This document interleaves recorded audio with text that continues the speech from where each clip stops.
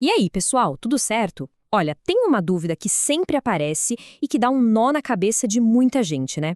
Imagina a cena. Um adolescente comete um ato infracional, mas aí ele faz 18 anos antes de a justiça decidir o caso. E agora? Ele simplesmente se livra da medida socioeducativa? Fica por isso mesmo? Bom, hoje a gente vai desvendar esse mistério de uma vez por todas.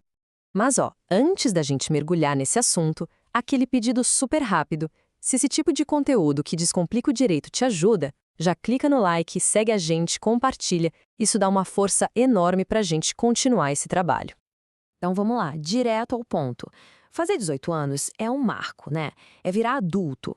Mas, para a lei, essa data não funciona como uma borracha mágica que apaga o que aconteceu antes. Vamos entender direitinho como o sistema lida com essa transição. Pensa bem nessa situação, que é super comum. Um jovem, lá com seus 17 anos e 11 meses, pratica um ato infracional. O tempo passa, o processo judicial tem seu próprio ritmo e, de repente, ele faz 18 anos. A decisão do juiz ainda não saiu. E aí? O processo para, a responsabilidade que ele tinha some no dia do aniversário? Para a gente conseguir responder essa pergunta, primeiro a gente precisa dar um passo para trás e entender a base de tudo. A lei brasileira é interessante. Ela funciona com dois sistemas de justiça que rodam em paralelo, quase como se fossem dois universos diferentes. Um para os adolescentes e outro para os adultos. E o primeiro ponto, que é fundamental, é este aqui. Adolescente, perante a lei, não comete crime. A conduta é a mesma, mas o nome técnico é outro. Ato infracional. Pode parecer só um detalhe, mas essa mudança de nome é o que muda o jogo todo. E essa tabela aqui, gente, ela é perfeita para a gente visualizar essa divisão. É como eu disse, são dois mundos. De um lado, o universo juvenil. O indivíduo é o adolescente, a conduta é o ato infracional, a consequência é a medida socioeducativa e a lei que manda é o ECA. Já do outro lado, no mundo adulto, a gente fala de crime, de pena e quem rege tudo é o Código Penal. São sistemas com lógicas e objetivos bem diferentes. Beleza, com esses conceitos mais claros na cabeça, vamos voltar para o nosso caso prático para ver como a lei resolve esse impasse. E olha, a solução toda gira em torno de uma idade bem específica. Então, vamos acompanhar a linha do tempo do nosso personagem fictício, o João. Com quase 18 anos, ele comete o ato infracional. Logo depois, atinge a maioridade. E agora, com 19 anos, o processo dele ainda está rolando, sem uma decisão final. A demora do sistema criou exatamente o dilema que a gente está analisando. E aqui vem a pergunta que não quer calar. O que acontece agora? O senso comum talvez dissesse, ué, agora ele é adulto, tem que ser julgado como adulto. Ou, quem sabe, já passou tanto tempo, deixa pra lá. Mas a resposta da lei pode surpreender bastante gente. A resposta definitiva, sem espaço para dúvida, vem direto do Superior Tribunal de Justiça, o STJ. Essa súmula 605 é como se fosse uma regra de ouro para os juízes do Brasil todo. E o que ela diz? Basicamente que fazer 18 anos não muda absolutamente nada. O processo continua, a apuração continua, como se o tempo não tivesse passado.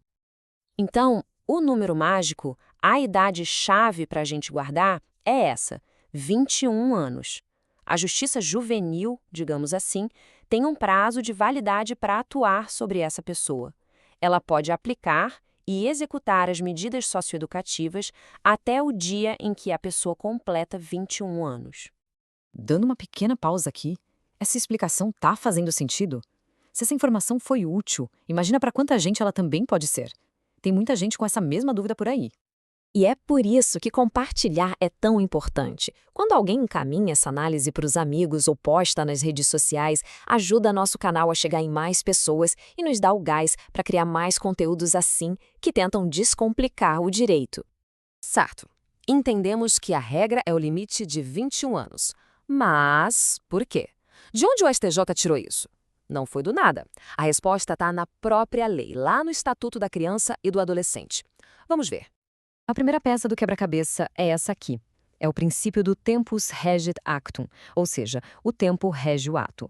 Para a lei, o que importa é a foto do momento do fato. Se naquele dia a pessoa era adolescente, ela será julgada pelas regras do ECA, não importa quanto tempo demore a sentença. E a segunda peça que fecha o quebra-cabeça é essa. O próprio ECA já prevê essa extensão da sua validade. É uma proteção da própria lei para evitar que a demora da máquina judiciária acabe, na prática, gerando impunidade só pela passagem do tempo. Bem pensado, né? Ok, mas essa regra dos 21 anos vale para tudo mesmo, desde uma medida bem leve, como uma advertência, até a mais grave, que é a internação? A resposta é um grande e sonoro sim. O ECA, sabe, ele não tem uma solução única para todos os casos. Ele é como uma caixa de ferramentas, com várias opções de medidas que vão desde um puxão de orelha verbal, que é a advertência, até a internação. A ideia é aplicar a medida mais adequada para cada situação, sempre com um olhar pedagógico. E o ponto fundamental é este. A regra dos 21 anos vale para absolutamente todas elas, sem nenhuma exceção. Não importa a gravidade do ato ou a medida aplicada, o limite para o cumprimento é sempre 21 anos. Bom, a gente passou por leis, súmulas, exemplos, mas no fim do dia, qual é a grande lição? O que a gente precisa levar de mais importante de toda essa conversa? É exatamente isso aqui.